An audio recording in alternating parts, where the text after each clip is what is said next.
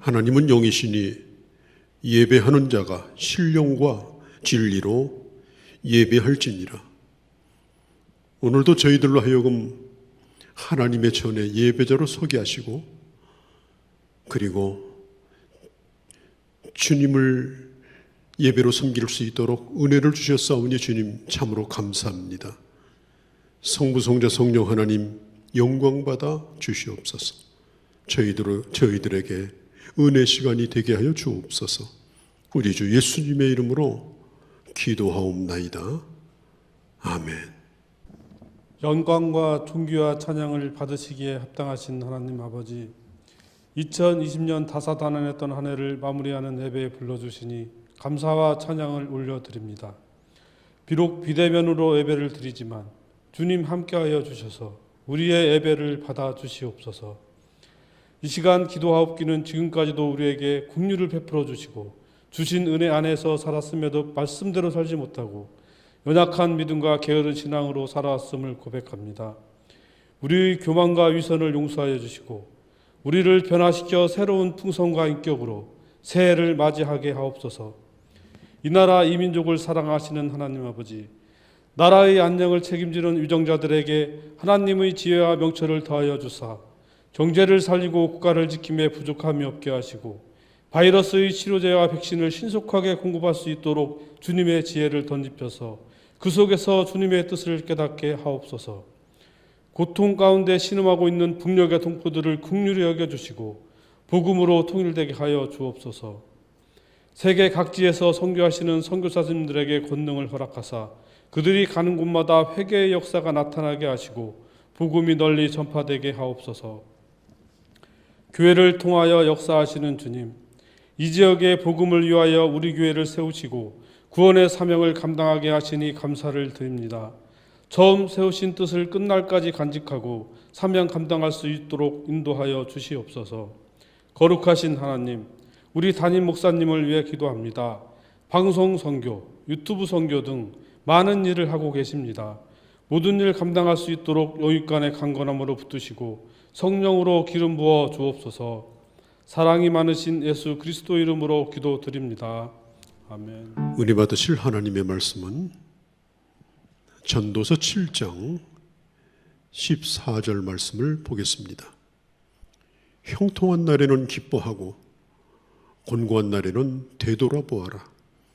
이 두 가지를 하나님이 병행하게 하사 사람이 그 장래 일을 등이 헤아려 알지 못하게 하셨느니라. 아멘. 헤아려 새 것이 없습니다. 오늘 우리가 겪고 있는 일도 사실은 과거에 일어났던 일들입니다. 다만 우리가 기억하지 못하기 때문에 늘 새로운 일이라고 여겨지는 것입니다. 오늘 읽은 전도서를 기록한 분은 솔로몬입니다. 그는 왕궁에서 태어나고 왕자로 살고, 그리고 어떤 왕보다도 많은 것들을 누리며 살았습니다. 그러나 그는 그 인생을 돌아보며 나는 헛된 시간을 보냈다. 모든 것이 헛되었다. 그리고 자기 인생을 다시 돌아보면서 무엇이 문제였는가? 어떻게 하면 다음 세대 젊은이들이 자기의 실패한 삶을 통해 교훈을 받고 지혜롭고 성공적인 삶을 살 수 있는가? 성경적 인생론, 그게 바로 전도서의 말씀입니다. 우리가 겪는 날씨는 참 변화무쌍합니다. 한 날도 같은 날이 없습니다. 그래서 매일마다 일기예보를 들어야 합니다. 온도도 다르고 바람의 방향도 다릅니다. 화사한 날씨가 있는가 하면 구름빛 날씨가 있고, 비가 오는 날이 있는가 하면 날이 화창한 날도 있습니다. 더운 날도 있는가 하면 또 추운 날도 있습니다. 만일 우리 인생이 매일 똑같은 날씨만 경험한다면, 똑같은 패턴의 날씨만 있다고 하면 얼마나 지루하겠습니까? 아침에 눈 떠서 하늘을 쳐다볼 일도 없고요, 일기예보를 들여다볼 일도 없습니다.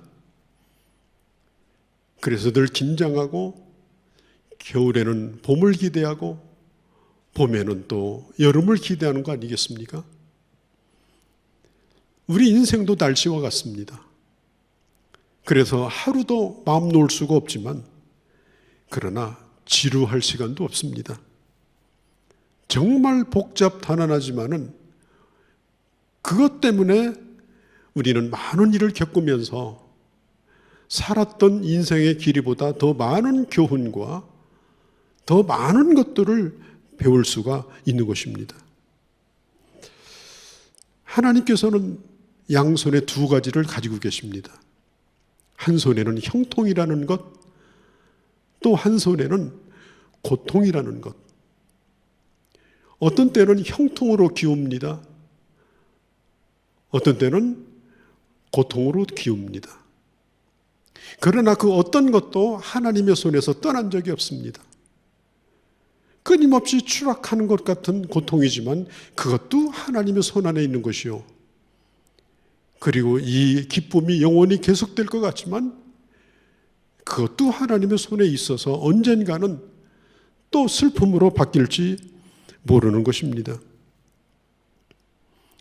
우리가 사는 날씨나 환경이나 우리 인생 사는 모든 것을 하나님은 그렇게 하셔서 조화롭게 하시고, 그리고 아름답게 하셨습니다.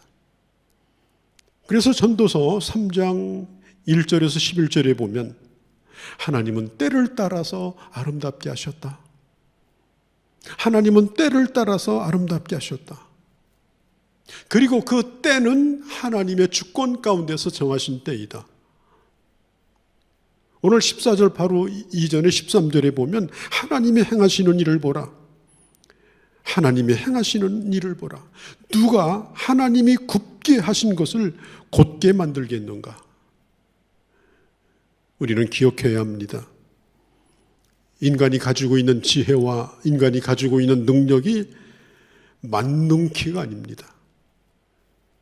그게 맞는다고 하면 왜 우리가 어렵겠습니까? 왜 우리가 실패하겠습니까? 왜 우리가 병들겠습니까? 이것이 바로 인간의 지혜의 한계인 것입니다. 인간은 하나님의 주권 가운데 살아갑니다. 그리고 그 주권은 온전히 하나님의 손에 달려 있습니다. 로마서 11장 34절에 보면 누가 주의 마음을 알겠는가? 누가 주의 마음을 알겠는가? 한 인간이 이 세상에 태어난 것도 하나님으로 말미암고, 존재하는 것도 하나님으로 말미암고, 가는 것도 하나님으로 말미암습니다. 또 한 인간에게 품으신 그 하나님의 생각은 인간의 생각보다 훨씬 더 깊고 뛰어납니다. 나도 나를 모르지만 주님은 내 인생을 아십니다. 그걸 누가 알겠는가? 성경은 말하고 있습니다. 오늘 7장 13절에도 누가 곧게 하겠는가?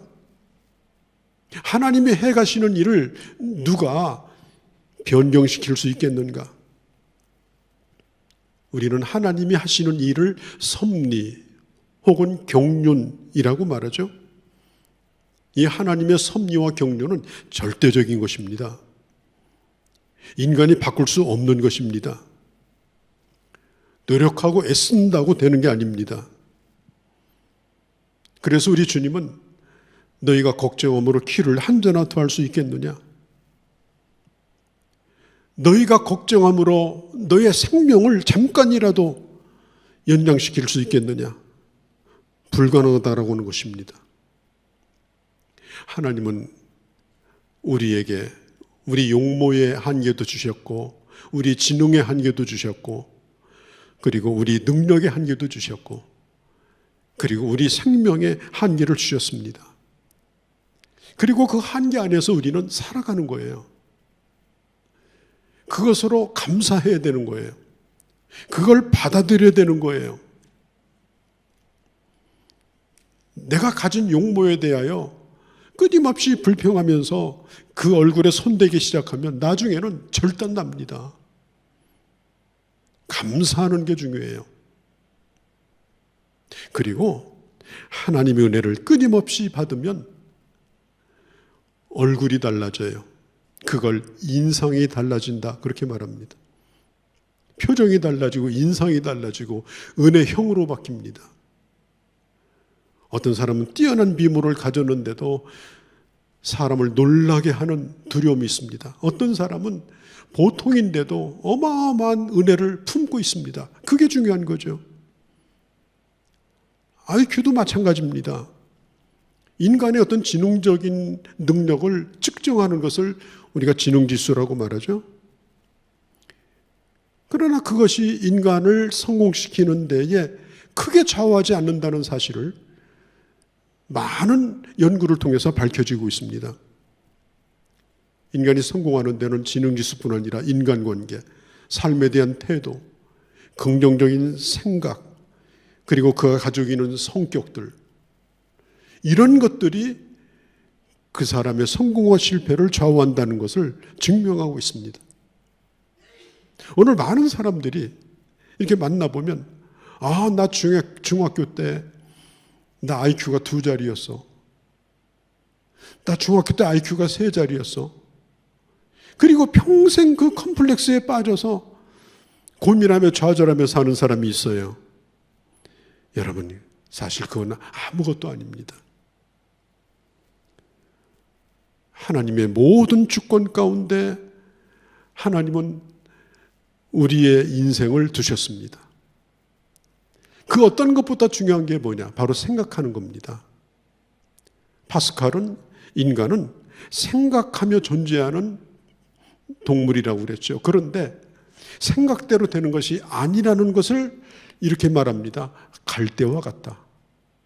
사람의 생각대로 다 된다면 안 될 게 뭐 있겠어요.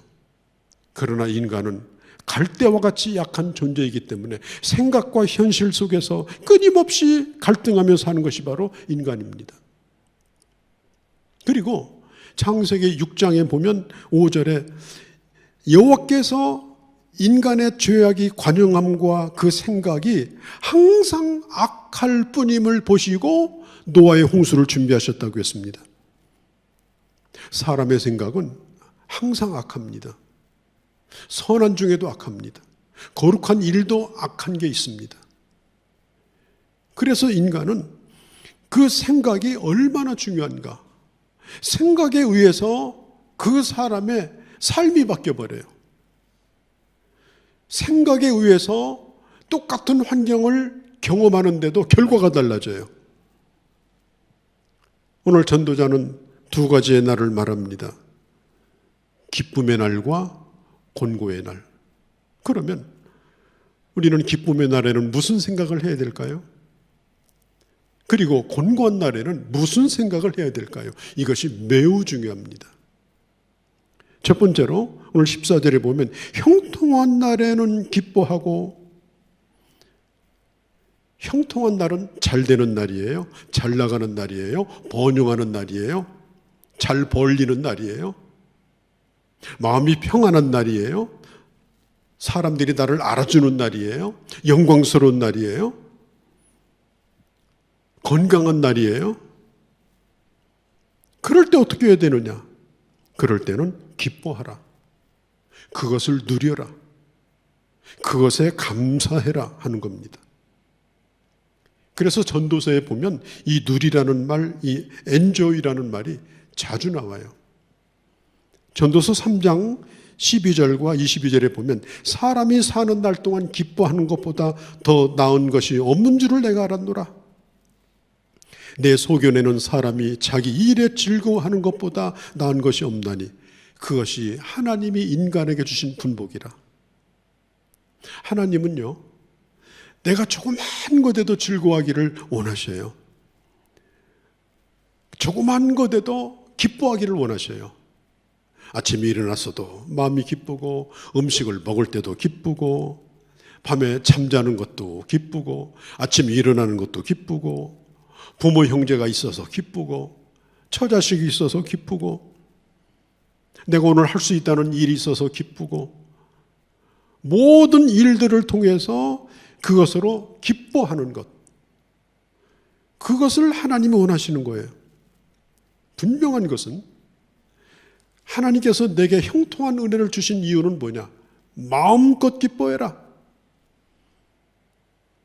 내가 산에 올라다니고 운동할 수 있다는 거 얼마나 감사해요. 건강한 몸이 있다는 거죠.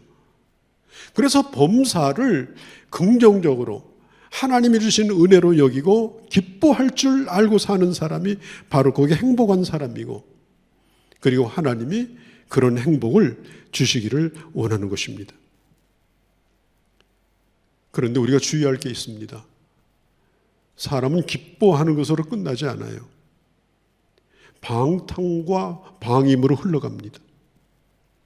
가난하고 궁핍할 때는 참 겸손하던 사람이, 또 어렵게 살 때는 겸손하던 사람이 어느 순간 좀 먹고 살만하게 되고, 쌓이는 것이 있게 되고, 헤아릴 것이 있게 되고, 이러면서 점점 교만해집니다. 방탕해집니다. 잘 먹고 잘 놀 생각에 빠집니다. 그러다가 결국은 하나님을 버립니다. 그런 사람에게는 형통이 저주가 됩니다. 내게 주신 하나님의 형통이 끝까지 형통이 되도록 그 길을 걸어가시려면 하나님이 주신 은혜에 감사하며 기뻐하며 영광을 돌리시기를 바랍니다. 우리 기독교 역사를 보면요, 어마어마하게 핍박을 받던 시기에는 신앙도 어마어마해집니다. 그러니까 핍박이 신앙을 이길 것 같지만 기독교 역사에 그런 일이 없었어요. 왜? 핍박보다 신앙이 더 컸습니다. 그런데 문제는 뭐냐면 그 핍박이 끝나가고 평안한 시절이 오면서 결국은 교회가 병이 듭니다. 성도들의 신앙이 부패해집니다. 핍박이 올 때는 옥에 갇히는 것도 두려워하지 아니하고 죽는 것까지도 두려워하지 않아요. 그런데 평안한 시대가 되면 조그만 것에도 넘어가요. 조그만 것에도 타락하게 돼요. 우리는 좋은 시대에 예수를 믿고 있습니다. 그러나 언제 곤고한 날이 올지 모릅니다. 하나님이 내게 주신 이 은혜, 이 평안함, 이 자유, 이것에 대하여 여기에서 불평거리를 찾지 마시고, 좀 더 모자란 것이 뭔가 그걸 찾지 마시고, 오늘 주신 은혜에 그 형통함에 감사함으로 기쁨으로 응답하는 여러분 주의 자녀들이 되어주시기를 바랍니다. 그래야 환난이 올 때도 하나님께서 그걸 이길 수 있는 힘을 주시는 거예요. 마음껏 기뻐하세요. 마음껏 감사하세요. 사실 인간이 살면서 큰 기쁨이라고 하는 건 그렇게 많지 않아요. 제가 우리 교회를 건축하고 교회 입당 예배를 드릴 때 아주 신기한 경험을 했어요. 예배를 드리는데 내 심장이 멎을 것 같아요. 자꾸 심장이 정상적으로 뛰질 않고 막 불규칙적으로 뛰는 거예요. 사람이 너무 기쁘고 감사하면 그냥 숨이 멎을 것 같은 그런 느낌이 빠지더라고요. 지금도 제가 생생하게 기억해요. 아, 이래서 기뻐하다가도 죽을 수 있겠구나. 여러분, 하나님께서 우리에게 형통의 은혜를 주시고 기뻐할 일들을 주실 때 그 기쁨이 나를 죽이는 것이 아니라 하나님 앞에만 영광을 돌릴 수 있는, 그걸 주신 하나님이 기뻐하시는 그런 길로 걸어갈 수 있기를 주의 이름으로 축복합니다. 또 한 가지는 하나님께서 곤고한 날을 주실 때에 우리는 무슨 생각을 해야 되느냐. 곤고한 날을 주실 때 되돌아보라. 오늘 14절은 말하죠. 되돌아보라. 예전 성경에는 생각하라, 되돌아보는 게 아주 중요해요. 갑자기 배가 아파서 막 경련이 일어나고 구토하고 이럴 때 우리가 약국에 가기 전에 뭘 생각하죠? 오늘 점심 때 뭘 먹었지? 그것도 아닌 것 같은데 어제 저녁에 무슨 간식을 먹었지? 그때 비로소 되돌아보는 거예요. 어려운 일이 생기게 되면 우리는 본능적으로 되돌아봐야 되는 겁니다. 그래야 치료가 되고 그 곤고함으로부터 벗어날 수가 있는 거예요. 아무리 약이나 그냥 집어 먹는다고 낫는 게 아닌 겁니다. 그리고 곤고할 때는요, 평소에 생각나지 않았던 것들, 아무것도 아니라고 생각한 것도 심각하게 되돌아봅니다. 생각해 보게 됩니다. 그리고 평안한 날에 소중하지 않던 것들이 어마어마하게 소중한 가치로 다가옵니다. 가치의 재발견이 일어납니다. 인디언 속담 가운데 가장 소중한 것을 잃고서야 그 소중함을 안다고 했습니다. 소중한 것은 한번 잃어봐야 그 소중함의 가치를 알게 되고 그것을 귀히 여기게 된다는 말이죠. 우리가 그동안에 함께 예배드리는 거 얼마나 당연하게 알았어요. 교회가 가득 차도록 성도들이 모이는 것 당연하다고 생각했죠. 그런데 텅 빈 교회에서 예배도 드리지 못하고 예배를 찍어야 되는 이런 상황이 오리라고 누가 생각을 했습니까? 나는 정말 예배를 당하는 것으로 여기고 그리고 하나님 앞에 드리는 예배를 소중히 여기는 일을 게을리하지 않았는가? 우리는 이 곤고한 날에 한번 생각해 봐야 되는 거예요. 그러니까 주일날 마땅히 예배 끝나면 식사합니다. 오늘은 내 입맛에 안 맞는 메뉴야. 오늘 나 집으로 갈 거야. 예배 끝나고 성도들과 함께 침 튀기면서 미소 지으면서 그래도 편안하게 식사하던 때가 얼마나 즐겁습니까? 그것의 소중함을 다시 한번 깨닫게 됩니다. 특별히 우리는 이 바이러스, 이 전염 사건을 통해서 이 장기화를 통해서 우리로 하여금 더 생각할 수 있도록 하나님이 저는 기회를 주신다고 생각합니다. 우리 대한민국 교회도 그동안에 형통한 날이었습니다. 그래서 불평도 많았습니다. 한쪽으로는 헌신하고 한쪽으로는 불평하고 한쪽으로는 감사하며 한쪽으로는 또 교회에서 교회를 허무는 일을 하고 형통한 가운데 정말 하나님의 교회가 교회답게 세워졌느냐? 교회의 사명을 다했느냐? 그렇게 하지 못한 것에 대한 반성이 우리에게 있어야 되는 겁니다. 바로 이 시기는 하나님이 우리에게 되돌아보는 시기를 엄정하게 우리에게 주신 겁니다. 이런 일이 닥치고 나니까 교회가 얼마나 무기력합니까? 세상의 교회를 비난합니다. 심지어는 이제 예배가 중단되게 이르렀습니다. 되돌아봐야 됩니다. 우리가 바둑을 두면 복기라는 걸 합니다. 복기. 이긴 사람이나 진 사람이나 바둑을 두게 되면 서로 싸우던 사람이 다정하게 앉아가지고 서로 처음부터 주고받습니다. 이긴 사람은 어떻게 이겼는가, 진 사람은 어떻게 졌는가를 서로 얼굴을 마주보면서 다시 검사를 하는 거예요. 이 인생의 복기, 그게 바로 되돌아보는 겁니다. 성경에 보면 시편 84편에 이 말씀이 이스라엘 백성들이 바벨론 포로 시절에 쓰였다고 생각을 하는데, 바벨론에 포로 잡혀가니까 이제는 성전이 없어져 버렸어요. 강가에 앉아가지고 찬송 대신에 한숨을 쉬면서 노예살이를 하던 그들이 불렀던 노래입니다. 만군의 여호와여, 주의 장막이 어찌 그리 사랑스러운지요. 내 마음과 육체가 살아계시는 하나님께 부르짖나이다. 얼마나 예배가 소중하고 얼마나 성전이 소중하고 그것이 절실한지 그때 가서야 깨달은 겁니다. 그래서 그들이 성전에 가지 못하지만 바벨론에서 회당을 만들고 회당 예배를 시작함으로 인해서 회당 제도가 생긴 겁니다. 오늘 사람들이 자기 고생한 얘기를 많이 해요. 난 이런 고생 저런 고생 했다고. 자식들이 그런 얘기 자꾸 들려주면요, 자식들이 싫어해요.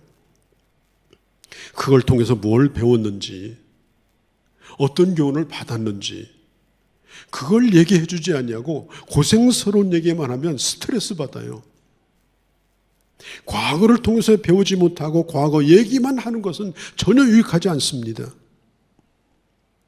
시편 119편 71절에 있는 것처럼 고난당하는 것이 내게 유익이라. 이로 인하여 내가 주의 율례를 배우게 되었나이다. 특별히 내 연약함을 돌아보셔야 됩니다. 인간이 얼마나 연약한 존재인가. 여러분, 눈에 보이지 않는 이 바이러스에 의해서 이 온 인류가 이렇게 두려움에 빠지고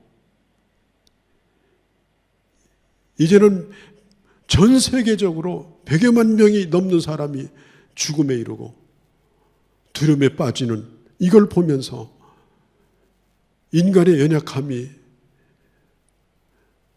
얼마나 약한가, 이것을 다시 한번 실감하게 되는 겁니다. 우리는 힘든 일을 겪을 때 무기력감에만 빠지지 말고 약한 가운데서 하나님을 붙들어 강함을 경험하는 그런 기회로 삼으시기를 간절히 바랍니다. 정말 미련한 사람이 누군지 아세요? 힘들고 어렵다고 그래서 포장마차로 달려가는 사람, 밤새도록 소주 마시고 또 2차 가고, 맑은 정신으로 살아도 지금 살기 어려운데 정신이 혼미해서 취해가지고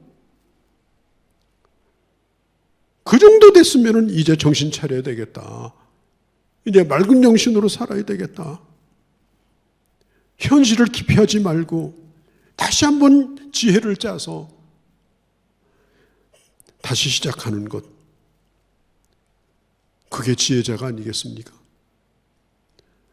특별히 어려울 때 다시 한번 생각할 것은 기도하지 않던 것들을 위해서 기도하게 되어집니다.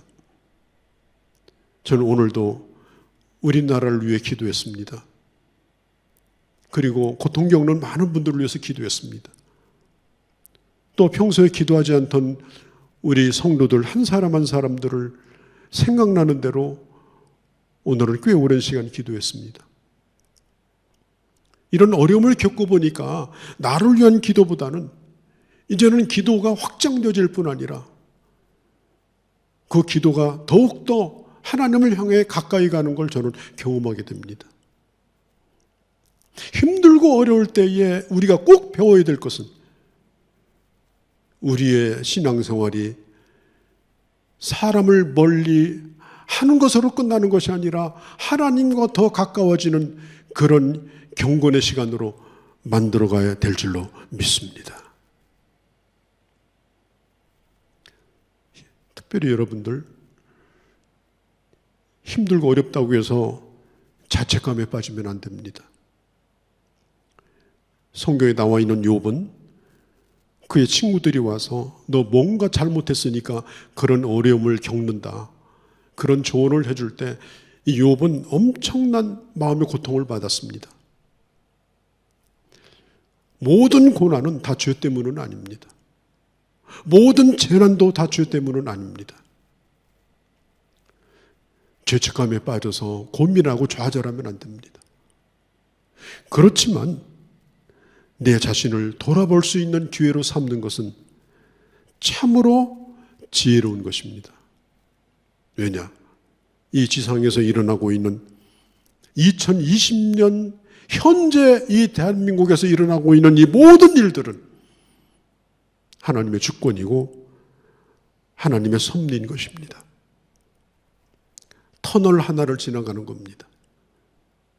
반드시 밝은 빛 가운데 나올 것입니다. 아직 종착역은 아닙니다.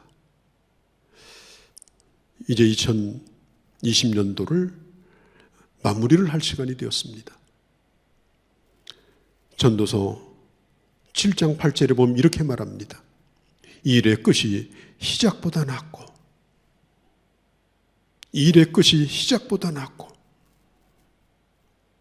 기뻐하는 날에 더 기뻐하고 곤고한 날에 되돌아보면 저녁에는 울며 잠을 자고 이 밤이 영원히 지속됐으면 좋겠다고 아침을 두려워하지만은, 그러나 시편 30편 5절에 있는 것처럼 다시 기쁨의 날이 오도록 우리 하나님은 반드시 좋은 날을 예비해 주신 줄로 믿습니다.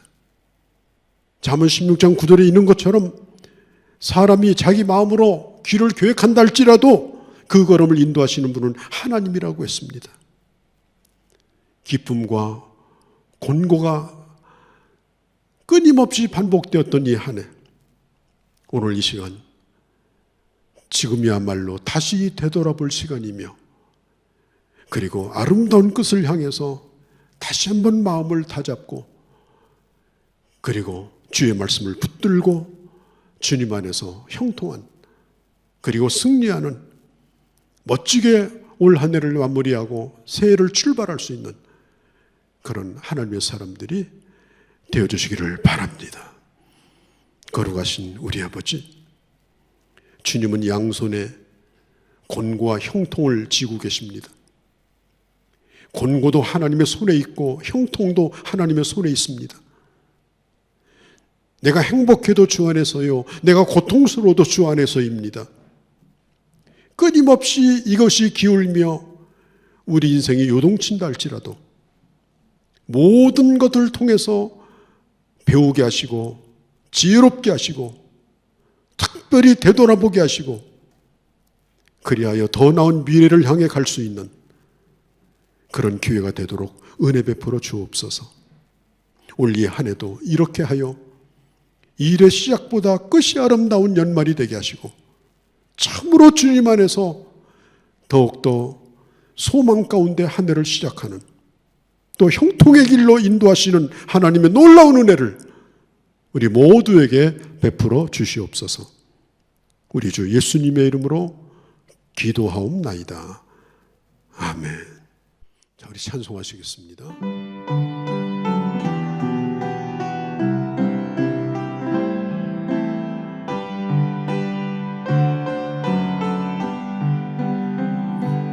내 인생 효정 끝내요 강 건너 언덕 이를 때 하늘 문 향해 말하리 예수 인도하셨네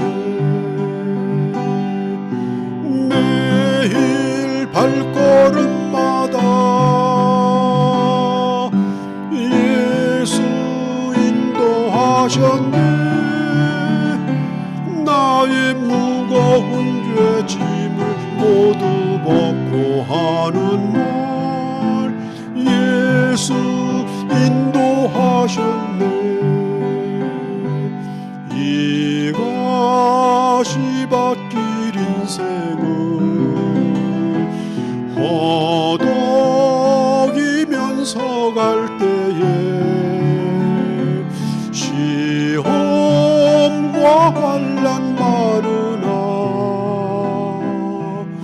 예수 인도하시네 매일 발걸음마다 예수 인도하셨네 나의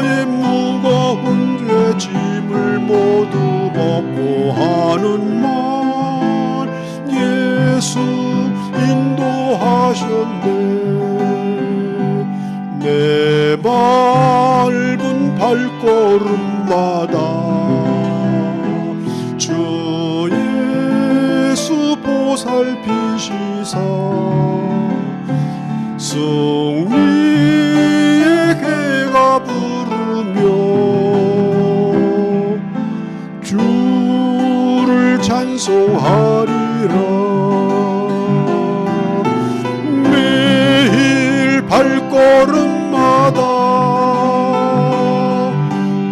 예수 인도하셨네. 나의 무거운 죄 짐을 모두 벗고 하는 말 예수 인도하셨네.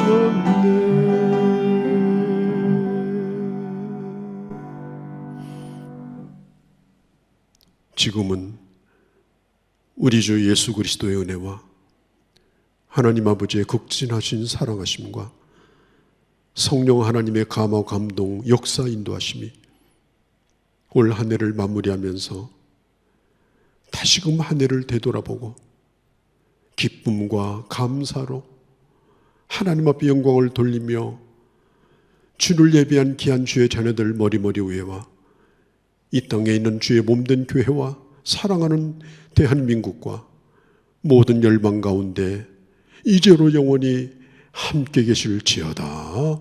아멘.